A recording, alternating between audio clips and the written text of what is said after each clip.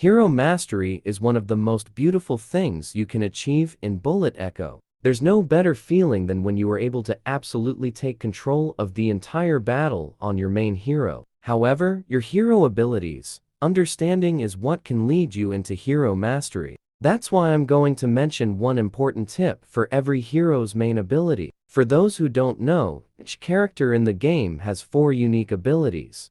The first one is the main ability that makes a hero different from the others. And we have the healing ability, which we use all the time.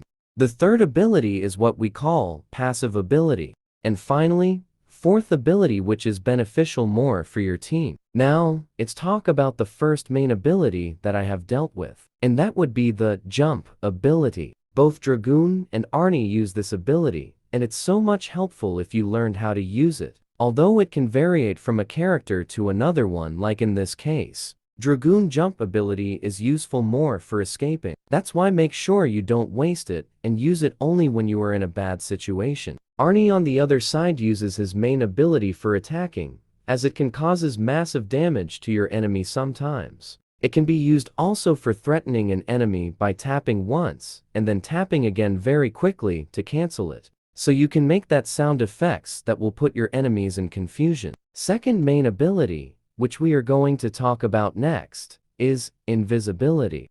This ability is probably one of the most powerful abilities in the game. But like usual, if you have no idea how to use it properly, then it's gonna be useless, and you will start to feel like your hero is bad.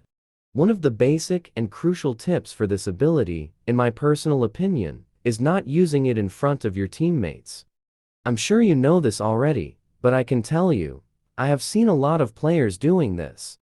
So I just wanted to remind you that invisibility doesn't work against bullets.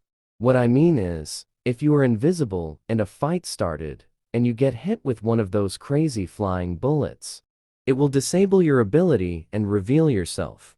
One more thing. Stalker invisibility is more practical for ambushing enemies, while Ghost can use it for gathering information. Next, we have scan ability. This is one of the useful and known abilities, and I don't believe there is really a reason to talk about it so much, because I can assume you have better tips about this ability than mine. But let me tell you only about one tip that has really impressed me. So when you are willing to use the scan ability, try to tap and cancel it at the same time, just to get enemies' locations. In this way, you will be able to abuse the scan ability by using it more than once in a short time. Also, the scan ability is a support ability, so there is no accurate use for it more than helping you and your team in battle. You might ask, how? Well, it increases the hero's primary weapon damage against revealed enemies, which makes it deadly against third-party fights and squads. Moving to the next ability, that we see a lot in the Pyro faction members, Grenade Ability.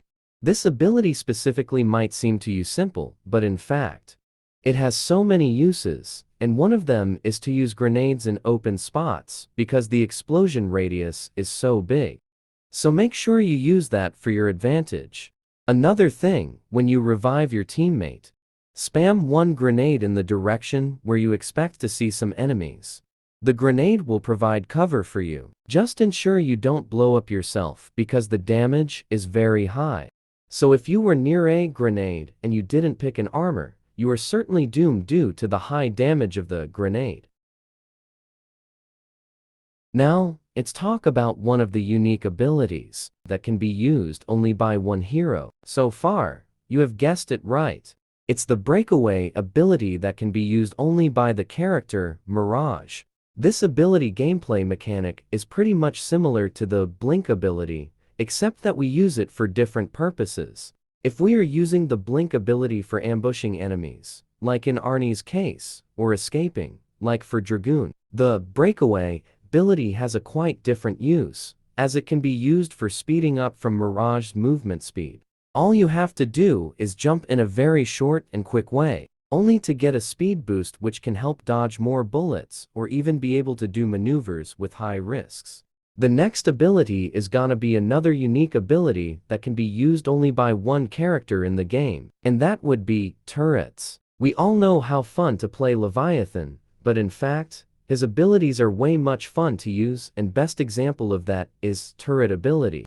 It's pretty good for defending yourself, especially when you are reviving a teammate, but the trick in using a turret is trying to hide it. Use objects around you, like walls or obstacles, to place your turrets in places your opponents won't expect, to surprise them and get as many kills as possible. Moving next, we have the Suppression Ability by Bertha. Bertha, as we know, is an outstanding character in teamwork game modes like Squad vs. Squad, where she can just sit at one spot and clear the way for her team. Her main ability allows her to dominate the battle with ease. But unlike what her main ability description says about, the character keeps shooting in the selected direction until ammo lasts. Actually, you don't have to do so, because first of all, Bertha uses so many bullets for her primary weapon. That's why it's gonna be just a waste of ammo. When you feel like you're shooting just the wall, deactivate your ability and reload your weapon.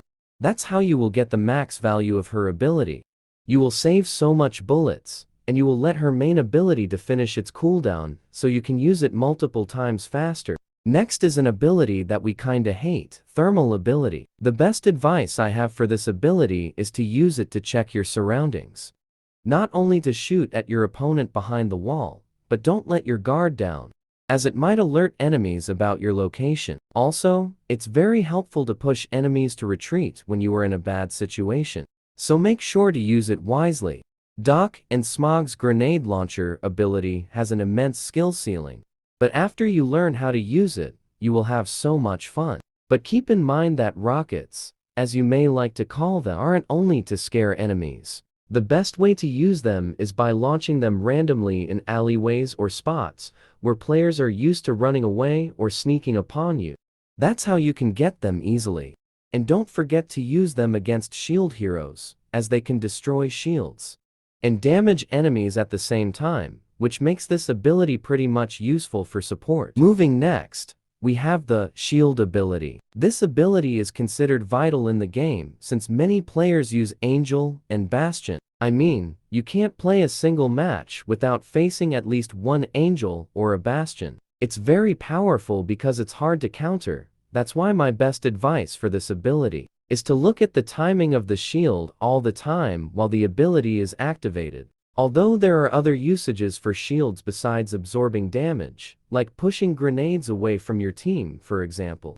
The second main ability is pretty much similar to shield, and that would be the Force Field Ability. I know it's a shield too, but it's mechanically different, as you can't take it wherever you want. You can only place it. But the good part about this ability is that your opponents can get stuck by stopping their weapons from firing, and the hero's movement. So, as you can see, it's an advanced ability for veterans. Also, it's very good against rushers and baiting campers at corners, as you must know what you are doing to use properly. Moving to the next ability, we have Rain of Arrows by Lynx. We all know how much amazing Lynx is, especially her gameplay mechanics. However, her unique main ability is the most interesting part about her, as it allows you basically to shoot enemies from the sky, which, by the way, is so much powerful, because currently no ability can protect you from skyfire. The best way to use this ability is on third-party fights, and it can be used for spamming as well in teamwork modes like Sabotage, where I see it more helpful. I have the same thing to say about the next ability, which is Ball Lightning by Tess. Tess launches a floating ball of lightning that can go through walls and obstacles, which causes and blocking enemies' abilities, and allow your allies to carry out the final finishing maneuver. Although this ability blocks you and your teammates' abilities, it can be used as a support ability, as you and your team will receive additional protection inside the ball. The most efficient way to use Tess's main ability to outsmart your opponents is by trying to let them push you.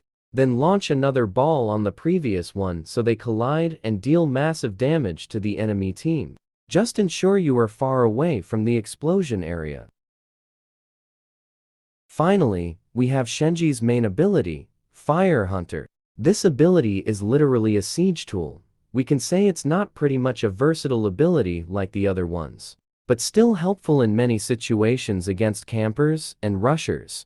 as it helps clear out big areas and even bushes areas faster. It is very effective by reducing the opposing team's movement speed and dealing damage to their health stats. The best way to use Shenji's Fire Hunter is to ensure you get your maximum value out of it by covering areas that enemies would fight from instead of those areas that you want to push for, since it takes too long for his ability to stop its effect, and because that will simply save time and you will make less noise. Just keep in mind that his ability is dangerous for him too, so make sure you don't put yourself in a cage that will cost you a lot to get out of it.